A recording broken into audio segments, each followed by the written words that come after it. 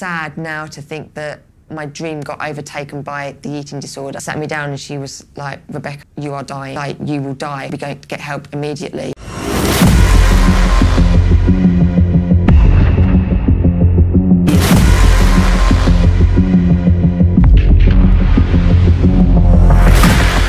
Immersive sports science, content not commentary, sports science not bro science. And in this particular review, we'll be reviewing Sports Hidden Crisis, hosted by Colin Jackson.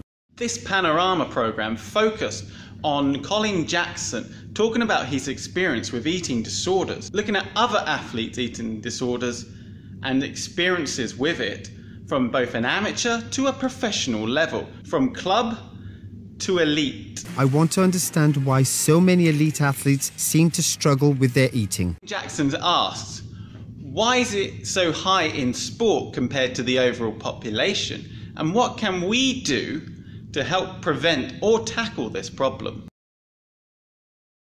BBC Panorama is a journalistic investigation programme. On occasions, they do allow non-journalists like Colin Jackson to host the programme. This programme saw Colin Jackson reflecting on his own experiences both with bulimia and anorexia, while he was at the best in the world at the 110-metre hurdle, before delving into the experiences of other athletes, both from an amateur to a professional elite level. He also quizzed the heads of the sporting bodies within the UK and tried to compare it to the Norwegian model. Within this film, he aims to challenge the culture surrounding getting leaner in order to perform better. It must be applauded, the bravery of anyone who's willing to speak out about their mental health or well-being issue. EDs are a complex mental health issue that is serious and is highly multifaceted. To get in the mindset of an elite athlete, you've really got to understand obsession. But that same obsession to succeed can have a really dark side.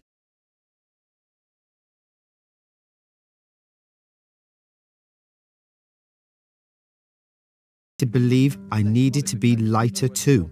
I was at the peak of my career. The only thing that I thought mattered was winning and setting world records. This intense focus on exercise and controlled eating led to damaging behaviour. At the time, I was restricting myself to a dangerously small amount of food. Around a quarter of what I now know was needed to fuel my training. In many sports, such as the track events and athletics, weight is important. According to Newton's third law, force times mass equals acceleration. In other words, the lighter you are, the faster you will go, providing that the lost weight hasn't made you lose muscle power output. Now, there are two bodily processes that are happening: anabolism, which are processes that increase muscle size and strength, and catabolism, which is the process of breaking the muscles down. Now, ideally throughout the day, we're both anabolic and catabolic and can be anabolic and catabolic at the same time. What we're trying to do is create an overall net anabolism. This can be done through a multitude of factors that are going to be highly individual to that athlete's needs. Likewise though, these potential factors are also the same factors that enable catabolism. However, many athletes' behaviours take this process far too far. Referring to your caloric balance, so that scale, the more you intake, the less you burn off, the more weight you put on. That's called a caloric surplus. If you're maintaining, that's the caloric balance. And if you're burning off more calories than you utilise, that is referred to as a caloric deficit. All of these processes can either be negative or positive depending on the individual's status and situation. To be successful in an elite sport, you have to have a tough training regime, alongside exercise that often includes a strict diet, where food intake is carefully monitored to maximise performance. Intense pressure placed on coaches and on their athletes to get onto a funding list and then to get onto a British team. If someone says to you, you're not quite ripped enough, you're not quite conditioned enough, you're eating too much, that'll make a tenth of a second's difference in 100 metres. You might be tempted. because you want to succeed. But there are certain sports with a growing culture around being leaner, and therefore these sports have growing numbers of people with EDs. The advice was always to go faster, be lighter, not train more. It's always eat less. For Great Britain when I was older, and I just thought if I want to achieve my dream, I need to be thinner. I need to have the figure of an athlete. Cycling has a long history of doing extreme things in order to become lean, because being lean is great for the mountain when doing tour cycling. I don't mind the caffeine, but the cream, it's going to make you fat. The ratio is all wrong. Power to weight. Lots of power, but too much of this is not best for the mountains.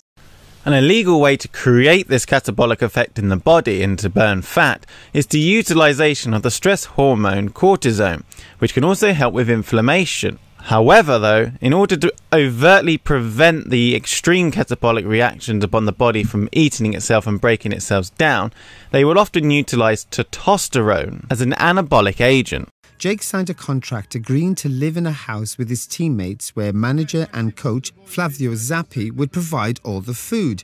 He was sent a meal plan showing the type of things he could expect to eat, but there were almost no details on the quantities. Every morning, he'd weigh us all individually in our boxes. Then from there, he'd set you like a target weight.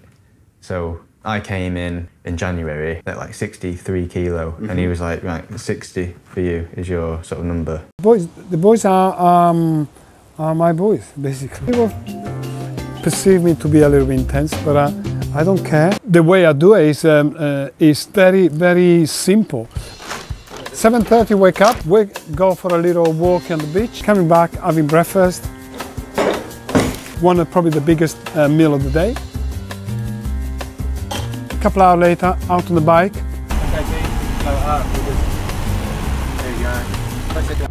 Back, lunch. After lunch, little nap, Italian style. The bike is in order. The kit is washed. You're fed. You train well. Obviously, there's more than that. There's the tactics, and there's what kind of training, what kind of food. But we need to get the big solid foundation. And the big solid foundation is to do with training, is to do with lifestyle. I paid attention to my eating because I was an athlete. I didn't obsess over it. I weighed myself probably more than your average kid. Not in a way of, I need to get down to this weight. It was more in a way of tracking. Like the food would be given on a 2-hour ride would be the same as what we'd be given on a 5-hour ride. The manager wasn't here. We'd sneak off to a supermarket, and people would hide it in different places. Flavio Zappi told Panorama he wouldn't go through bags, but accepted that certain foods may be confiscated. But UK Sport's own research shows that athletes don't always believe problems will be addressed. In September this year, they released a survey showing only around half of athletes believe there are consequences to inappropriate behaviour. A lot of athletes who still aren't comfortable about speaking out.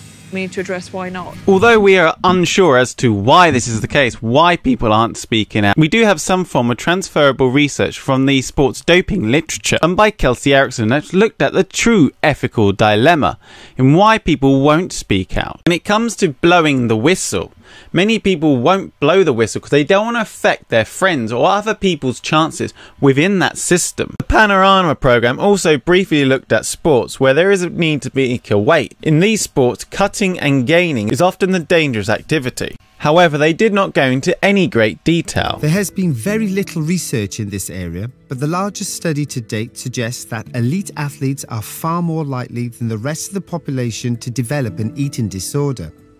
20% of female and 8% of male athletes had an eating disorder.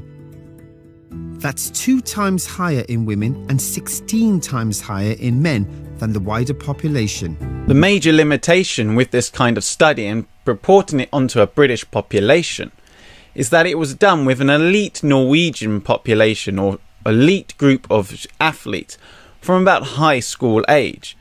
Now I know what you're thinking. So? Yes, I do realise I sound like a Liverpudlian trying to do a Norwegian accent there. Not only how does it relate to a British population, but it's potentially also a very old study. This study listed a number of at-risk sports at high school level, and that women from different sports were at higher risk. In their later study with Martinson and Sengart-Borgen in 2013, they listed a number of people who were at high risk and the groups, and what potential risk factors can we utilise to identify who is at risk in a Norwegian system. Education is good, but education alone is not enough. You need a professional system to actually take care of the athletes, and you need a doctor to say, stop. You get a treatment plan, and they have close follow-up, and the aim is to get the athlete very quickly back to normal health and to be able to train and compete as normal. I think the reason why Norway has come so far is because this was an expressed need from the sport itself. It was actually parents and coaches at grassroots levels that went to their federations and said, this is a problem. We need a preventive system to work with this and to deal with athletes and unhealthy sport environments. It's great to focus on the athletes' health instead of the results, because I think the results will come later if we focus on the good health we have. But so far, no other country has implemented the Norwegian system into rules for their own international teams. A major limitation with the Norwegian studies and the system is that it focuses heavily upon the Norwegian elite athletes and not necessarily on the athletes within the peripheries who could become elite but aren't on the elite programs. What the Norwegian system is good at, as recognised by Chelsea Waugh and Scott Timpson, former heads of UK sport, is that the Norwegians are very good at diagnosing or discovering a problem through research and then enacting upon that research to change that situation or at least fix the problem. Asked the English Institute of Sport if they would consider adopting the Norwegian health certificate system. They told us that their individual approach to working with an athlete on a more personal basis is a more suitable approach to providing support. Under 1% of recent referrals under the athlete medical scheme were for eating disorders, but noted that this figure only shows part of the picture.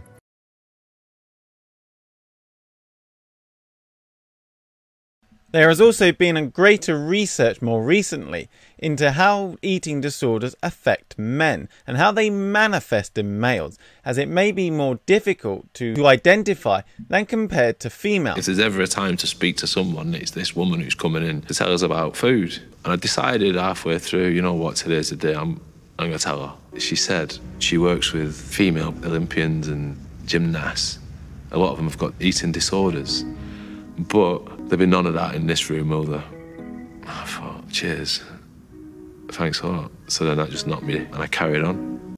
Lottery funding has revolutionised how we fund our teams from 1997 onwards, after a very poor Olympics in 1996.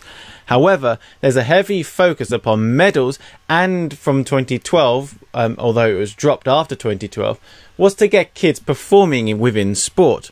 Certain sports that did not perform, such as badminton and handball, had their funding cut. Funds, they had to be distributed somehow. I personally think there's a little too much focus on a winner-takes-all mentality. You've got to win a medal. UK Sports has to encourage the governing bodies to believe that judgments will be formed on them on something other than just medals. A meta-analysis by Joy et al. Looked at how they could implement these changes within an NCAA collegiate system and what can be done to prevent eating disorders. When it comes to mental health issues, everyone's an individual, and how they got to that point is going to be highly individualised to them, even if there are similarities to other people. No one's same situation is the same. Unlike previous panoramas, this felt tremendously like a news article rather than an in-depth scientific look or an in-depth journalistic look at how a particular problem has arisen and the particular facets around that problem. And although it had the true cinematic tappings of a film, a one-off film, this was finished really at the very beginning of the actual film. And this went lacked on throughout the film. Not only that, there were some random pauses that didn't really make any sense. Usually you have a pause to emphasize and highlight what someone is saying, the poignancy of what someone is saying. I get the impression that these pauses were there simply to make up the time, as it was a very short documentary. Music was poignant and it helped to emphasize the serious nature of this particular issue. Find that in sport and exercise science, we focus heavily on the facts, and this is one of our major problems, in that we don't necessarily account or take in the lived experience, the real world experiences of individuals. And when we write down our problems, it's often very cold. We often write it in a way that doesn't seem human and present it in ways that don't feel human, don't feel like a real voice is saying this. The findings don't feel real. In our ways to try and understand the real world human experience, both quantitative and via qualitative means, we miss the individual human experience. And sometimes these don't get reported because the science backs up the science. And it's taken us a long time to get to this point where we can look at these in a much more multifaceted way, much more holistic way, and a way that actually represents what's happening in the real world. We need to get that balance between presenting the information and showing the feelings. If we don't get that information, we end up not informing anyone. And I think this is what this show lacked. It needed more scientific information. Even though I know that there wasn't much scientific information around, there still would have been a bit more to help inform the individual watching. What the film was really good at was taking you through a story and taking you through the processes of why this could be, why there are people with eating disorders, and taking you through the real world lived experiences of those who suffered from eating disorders, disordered eating, or had their eating impacted through no means of their own, and their health impacted through no means of their own. The story probably wasn't as in depth as Freddie Flintoff living with bulimia, but it was still really good and still kept you engaged. So ladies, gentlemen, eat real food and eat enough of it. All in all, I give Panorama Sports Hidden Crisis a KSA score of 96.33. Thank you guys for watching. I know it's not one of my 20-minute plus Homer epics, which I know you guys love and enjoy, really due to there not being much information within this program. Click these end screens if you want to see more about this kind of topic.